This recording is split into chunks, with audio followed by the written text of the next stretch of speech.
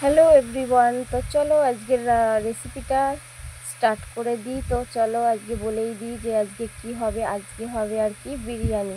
তো দাদা বৌদির স্টাইলের বিরিয়ানি তৈরি করব আজকে আমি বাড়িতে।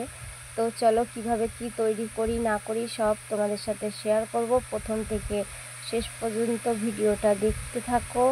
আর চলো এখানে কড়াইতে তেল দিয়ে দিলাম। তেল দিয়ে তারপরে পেঁয়াজগুলো দিয়ে আমি ভালো করে ভেজে নেব। তো চলো এখানে দেখতেই পাচ্ছ লঙ্কা আদা রসুন সব একসাথে নিয়ে নিচ্ছি, এই যে পেস্ট করে নিয়ে চলে আসলাম। তো তারপরে যখন এই পেঁয়াজগুলো একটুখানি লাল লাল হয়ে যাবে, ব্রাউন কালার, হালকা ব্রাউন কালার, তখন আমি মশলাগুলো সব কিছু আর কি দিয়ে দেবো। তো চলো তার আগে আমি ভালো করে ভেজে নিই। চলো তারপরে দেখো এখানে আমি সব মশলা নিয়ে নিচ্ছি বিরিয়ানির জন্য যা লাগবে আর কি। ধনে জিরে, তারপরে হচ্ছে শাহি যে বড় এলাচ, তারপর স্টার, লবঙ্গ, দারচিনি সব নিয়ে নিয়েছি। আর চলো তো এগুলো সব এক এক করে ভেজে নেব। ভেজে তারপরে আমি মশলাগুলোকে গুঁড়ো করে নেব। তো তারপরে দেখো পেঁয়াজটাও এদিকে কিছুটা ব্রাউন কালারের হয়ে যাচ্ছে। তো চলো এগুলো আগে একটু ফ্রাই করে নিই।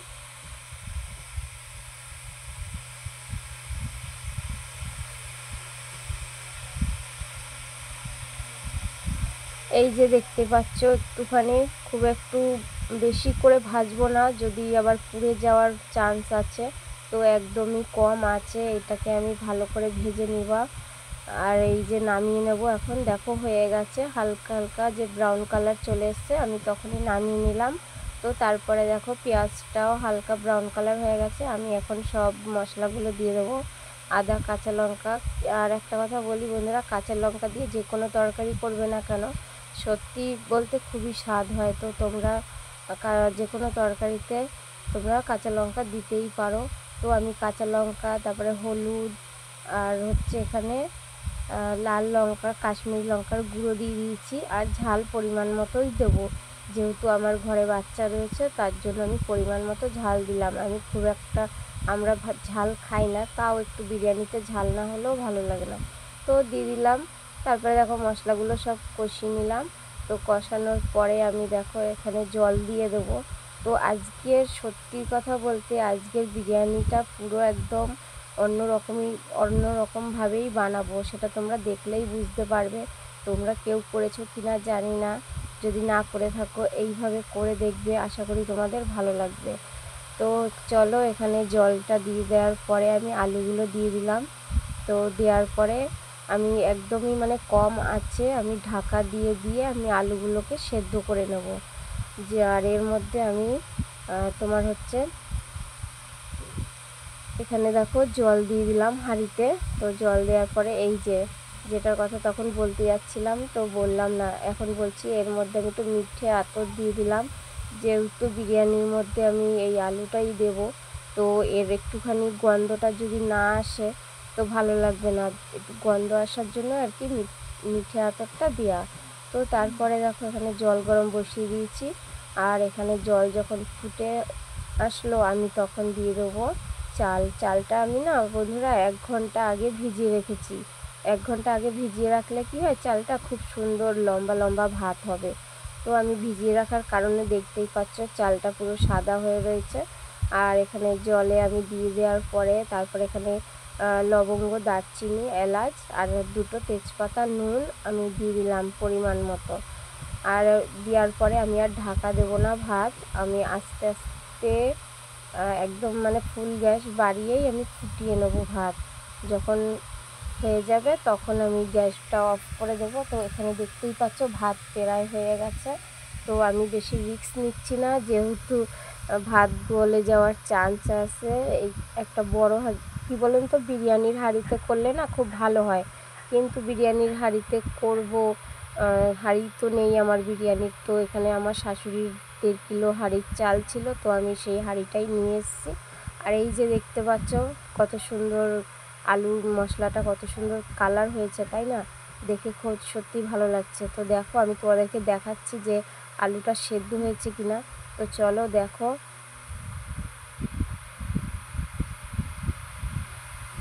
তো দেখতেই পাচ্ছ এখনও আলু সেদ্ধ হয়নি, আরও অনেকটা সেদ্ধ হবে। তো চলো আমি আবারও ঢাকা দিয়ে দিলাম।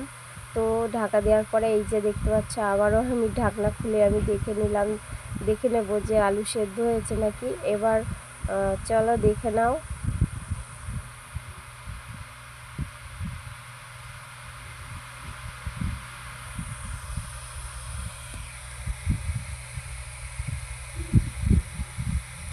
তো দেখতেই পেলে আলু পুরো গলে গেছে। আমি কিন্তু আলুটা ফ্রাই করলাম না, সেটা কিন্তু তোমরা দেখলে।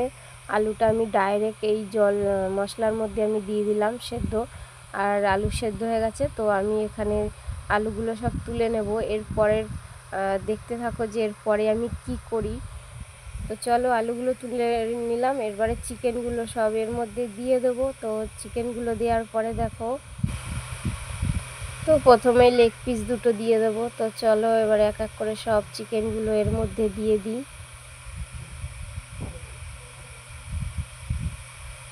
তো দেখতেই পাচ্ছ সব দিয়ে নিয়েছি। এবারে আমি নেড়ে নেব মাংসগুলোকে, সব নেড়ে আমি একটু ঢাকা দিয়ে দিয়ে রান্না করব।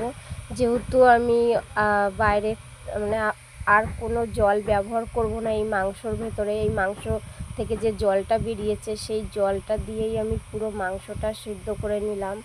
আর মশলার ভেতরে কোনো জল, এক্সট্রা কোনো জল আমি ব্যবহার করলাম না। তো তোমরা সেটা দেখলে সম্পূর্ণ। তো এখন আমি দই ফেটিয়ে নিয়েছি, তো দইটা আমি দিয়ে দিলাম এর উপর দিয়ে। বিরিয়ানির মাংসতে একটুখানি দই দেবে তো ভালো লাগবে, আর ভালোও লাগবে দেখবে।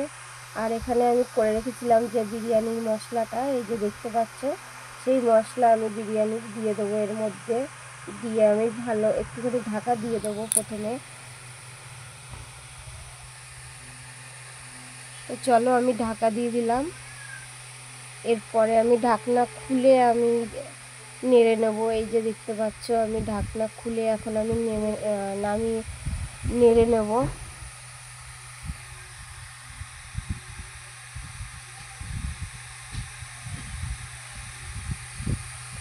তো বন্ধুরা, অনেক দিন ধরেই আর কি বিরিয়ানি খাবো ইচ্ছা করছিল, আমার নিজেরও ইচ্ছা করছিল। তো ছেলে মেয়েও একটু বায়না করছিল, তো যার কারণে হঠাৎই বিরিয়ানিটা করা আজকে। আর এখানে দেখো দুধ নিয়েছি আমি, আর এখানে তোমার গোলাপ জল, কেওড়া জল না সরি গোলাপ জল, আর হচ্ছে কেওড়া জল, আর হচ্ছে এখানে দেখো মিঠে আতর সব কিছু নিয়ে নিয়েছি। তো আমি এখানে 1 চামচ করে দিয়ে দেবো সব কিছুই, মানে পরিমাণ মতো দেব। যদি বেশি হয় না তাহলে খাওয়া যায় না আর কি, এর গন্ধগুলো খুব একটা বেশি ভালো লাগে না। তো যেহেতু ঘরে তৈরি করছি, তো সেই জন্য পরিমাণ মতো সব কিছু দিয়ে দেবো। তো একটুখানি কম হয়ে গেছে, কেওড়া জলটা আমি আর একটুখানি সামান্য দিয়ে দিলাম। তো এরপরে দিয়ে দেবো আমি মিঠে আতর। তো তারপরে বন্ধুরা, এই যে মিঠে আতর দেওয়ার পরে দিয়ে দেবো, একটু বেশি পড়ে গেল আর কি। তো যাই হোক, তারপরে দিয়ে দেবো কেশরটা। তো আমি না আলাদা কোনো পাত্রে আমি আর ব্যবহার করলাম না গোলাপ জল, কেওড়া জল। তো আমি সব কিছুই একসঙ্গে দিয়ে দিলাম দুধের মধ্যে। তো দিয়ে দেখো আমি নেড়ে নেব এখন। তো নাড়ার সঙ্গে সঙ্গে সত্যি কথা তোমরা দেখো কি সুন্দর একটা কালার বেরিয়েছে, একদম খুব সুন্দর একটা কালার বেরিয়েছে। তো চলো মাংসটা আর একবার নেড়ে চেড়ে নেব। তো তারপরে আমাদের মাংসটা পুরো রেডি, একদম পারফেক্ট রেডি হয়ে গেল বিরিয়ানির জন্য। তো বিরিয়ানির জন্য এখানে হাঁড়ি নিয়ে নিলাম দুটো। তো দুটো হাঁড়িতে ঘি দিয়ে দিলাম আর কি, ঘি দেবো এর মধ্যে। দিয়ে ভালো করে চারিপাশে আমি মাখিয়ে নেব। এই দেখো চারিপাশে আমি মাখিয়ে নিলাম। তো প্রথমে না ভাত দিয়েছি, তো রাইসটা দিয়ে দিলাম। তো রাইসটা দেওয়ার পরে আমি মাংসটা দিয়ে দিলাম তার উপর দিয়ে সুন্দরভাবে সাজিয়ে গুছিয়ে। তো ঘরোয়া পদ্ধতিতে যেহেতু করছি সেহেতু খুব একটা বেশি মশলা ব্যবহার করলাম না। তো যেটুখানি প্রয়োজন সেটুখানি সব কিছু ব্যবহার করেছি। তো চলো এরপরে দিয়ে দিলাম এর উপর থেকে সেই দুধ আর কি। তো চলো দুটো হাঁড়িতেই পরিমাণ দিয়ে দিলাম সব কিছু। এরপরে দিয়ে দেবো বন্ধুরা এর উপরে একটু ঘি দিয়ে দেবো।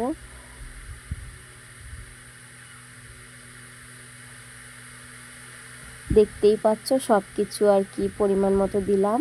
তো বন্ধুরা আমি কিন্তু বেশি কিছু ব্যবহার করলাম না, তোমাদের আগেই বললাম। আর আমি কিন্তু বিরিয়ানির জন্য যে উপর থেকে যে তোমার হচ্ছে পেঁয়াজ ফ্রাইটা যেটা দেয় সেটা কিন্তু আমি দিলাম না, আর বিরিয়ানির মশলাটাও দিলাম না। কেন বলছি, আমার না ভালো লাগে না আর কি ওগুলো দিলে। দোকান দিয়ে খাই একটা, সেটা অন্য রকম একটা ব্যাপার। যেহেতু বাড়িতে করছি, দেখতেই পাচ্ছ বিরিয়ানির কালারটা সেই হয়েছে বন্ধুরা। তো দেখতেই পাচ্ছ অসাধারণ হয়েছে। আমি প্রথমে বুঝতে পারিনি এত সুন্দর হবে না বিরিয়ানিটা, খেতে না দারুণ হয়েছে। তো চলো ছেলে মেয়েকে দেওয়ার জন্য এই যে থালাও রেডি করে নিয়েছি, তো ছেলে মেয়েকে দিয়ে দেবো। আমিও একেবারে বসে পড়বো, যেহেতু তোমাদের দাদাভাই এখনও বাড়িতে আসেনি। আমারও প্রচণ্ড খিদে পেয়েছে, তো তোমাদের দাদাভাই পরে এসে খাবে। তো চলো, দেখতে পাচ্ছ বা হেভি হয়েছে।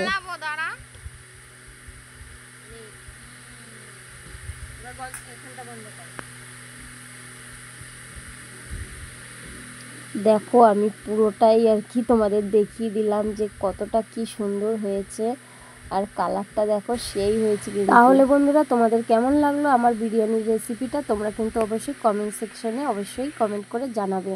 তো যদি ভালো লেগে থাকে অবশ্যই একটা লাইক, শেয়ার, কমেন্ট, সাবস্ক্রাইব করতে ভুলবে না। এটা আমার হচ্ছে প্রত্যেক দিনের রুটিন, তো তোমাদেরকে এটা জানানোর জন্য। তো বন্ধুরা চলো টাটা, বাই বাই।